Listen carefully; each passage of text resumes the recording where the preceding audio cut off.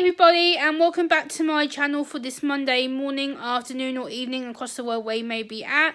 And today I'm filming in my bedroom for a change. I haven't filmed in here for quite a while, so I thought I'd have a different backdrop. And today I want to talk to you about a BBC programme here in the UK that I was encouraged to watch by my family. And they suggested that I watch this programme called the BBC Spotlight I'm Not OK programme. And it was a programme / documentary about children living with autism and learning disabilities. And part of the programme was about meltdowns and autistic outbursts. And as an autistic woman, I felt this was an important topic to discuss and to bring to the public awareness and public education and understanding. So the first part of the programme there was 4 autistic children called Danny, Theo, Owen, Rudy and Callum. And in the first section of this documentary, the parents of the children kept calling the Autistic Meltdowns Autistic Outbursts, and I want to tell you the difference between a autistic meltdown and a autistic outburst. So on Google, the definition of a autistic meltdown is the following. An autistic meltdown is a response to sensory or emotional overload that causes someone to lose control of their behaviour, while an autistic outburst is a more general angry reaction. Autistic meltdown. A meltdown is a reaction to being overwhelmed by a situation and can be expressed verbally, physically, or both. Meltdowns can involve shouting, crying, growling, kicking, flapping, or self-injury. They can also include stimming behaviours like repetitive rocking, so things like this. Meltdowns can be triggered by sensory overload, unexpected change, intense emotions, or a build-up of gradual stress. What is a autistic outburst, I hear you ask? Well, good question. A autistic outburst is more general angry reaction that can involve shouting, screaming, ranting. Here are some other differences according to Google's definition on autism.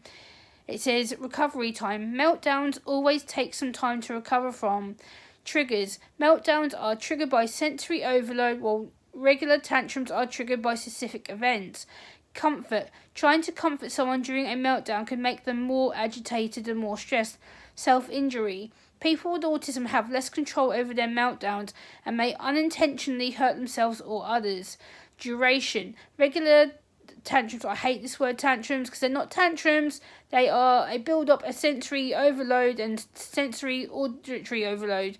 Please not use the word tantrums or meltdowns because it's not. But it says tantrums usually last until the situation changes, but meltdowns may not resolve quickly even if the stimuli causing the discomfort has finished or has been removed. Meltdowns are a coping strategy used at a crisis point in the nervous system, and they are not behaviours that can be changed. So that is the definition on Google, and as an autistic adult myself, as somebody who is prone to having meltdowns but not physical meltdowns, my meltdowns aren't physical, they are more emotional based. So my meltdowns are basically when my emotions get the best of me and they overwhelm me, they take over me, and it gets to a point I cannot cope. I do not know what emotion is what, I don't know how to explain it. They all come rushing to the surface in one massive big build up. And the problem is with that is that I don't know how to slow it down or how to stop and think and process and breathe. And a lot of people do often say to me, Gemma, just calm down, just chill, just calm down. And that really agitates me because when I'm in the middle of an intense emotional meltdown, I really do get stressed. I get really anxious. I feel like I'm on edge with everybody. I don't know when my body's going through certain pain, and whether it's muscle pain, joint pain, limb pain, hand pain, chest pain, shoulder pain, back pain, stomach pain. I don't know which pain it is until I start going through each process separately. So for me, it's a load of build-up stress pain. It's a load of anxiety that builds up and up and up and up and up and up and up within my system. And it just gets to such a point that I cannot face it or take it anymore. And unfortunately, I do burst into tears. I do shout. I do get upset. I might name call because I'm stressed out. And recently, there's been a situation that I'm not going to go into detail because it's personal, but there's been a situation recently where I've been made to feel very, very, very, very, very, very upset, very, very overstressed, very, very anxious, very, very on edge, very edgy, feeling not myself. I've been made to feel absolute worthless and crud, and like I'm a bad person, and the feelings that I've had to bury and try and keep buried and pushed down and down and down and down within myself is the most horrendous, awful pain that I've ever dealt with. Like, the emotions that have come run to the surface where I've cried and cried and cried and cried to try and relieve myself, and that relief is just not working. That form of letting my emotions out usually does the trick for me. It's usually like, get it out, Gemma, just let it all out, let it all out, let it come out. Once you get it all out, you'll feel good, you'll feel better, you'll smile, you'll laugh, you'll giggle, you'll go back to being your normal self. And unfortunately this time round it hasn't, and it's really built up in me and built up in me and built up in me and built up in me to such a point where I feel very isolated. I've been feeling very highly anxious. I've been feeling highly emotional. I've had lack of appetite.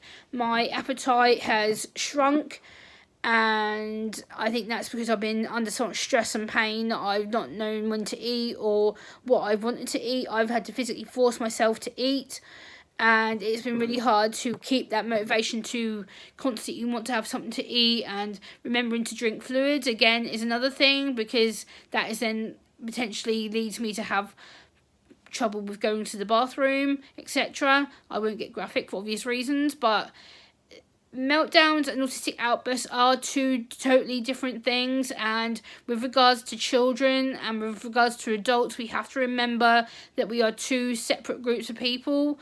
Autistic children will experience meltdowns and outbursts different than what autistic adults will experience meltdowns and outbursts. So we have to be very careful with the terminology and the way that we speak to people during these meltdowns and outbursts, because adults have better coping strategies and better coping techniques when it comes to these meltdowns. We have things like fidget cubes, we have little hand stimuli toys that we can use, we have music, we can go for a walk, we can talk to friends or family. Children don't have that option a lot of the time. They don't know what's happening, they don't know why they're feeling off or angry or angsty or agitated or like they want to rip someone's head off. And it is really, really hard to experience that, not just for the autistic person going through that situation, going through that pain, going through that torment, because it's not easy. And it's a really difficult thing to be going through and experiencing when you're going through something that is that intense, that deep, that lonely, that isolating, that painful. You don't know how to come out of it. You don't know how to get out of it. And it's really, really difficult because you feel alone, you feel like nobody cares, nobody understands, they don't understand why your brain is going 10 to the dozen to the dozen to the dozen to the dozen to the dozen to the dozen over and over and over and over and over and over and over again. You don't get no break. It's literally your brain just does not shut up. It literally just keeps giving you all this sensory stimuli, all this auditory overlay, and you don't have a break. It's literally the most daunting, overwhelming, overloading, overstressful, overcomplicated thing that happens when you have too much of a build-up of sensory information.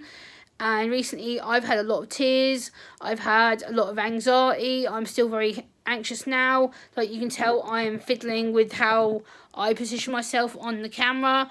I keep moving it around because I'm literally feeling quite anxious and agitated, and I'm trying to keep eye contact, so you can tell I'm passionate about the topic.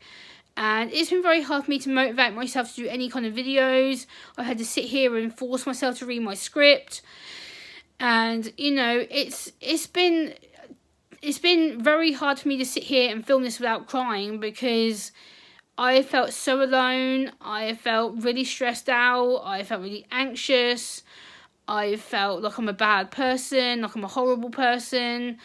I felt like the world is just wanting to chew me up and spit me out. And it's horrendous. It's not nice.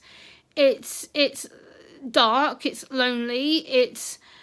You just feel like the world hates you and doesn't want to give you a break. And yeah, so I hope this video has helped to educate you just a little bit. Please like, comment, share and subscribe to my channel. I would really appreciate it. Until the next time I see you, take care. Bye guys.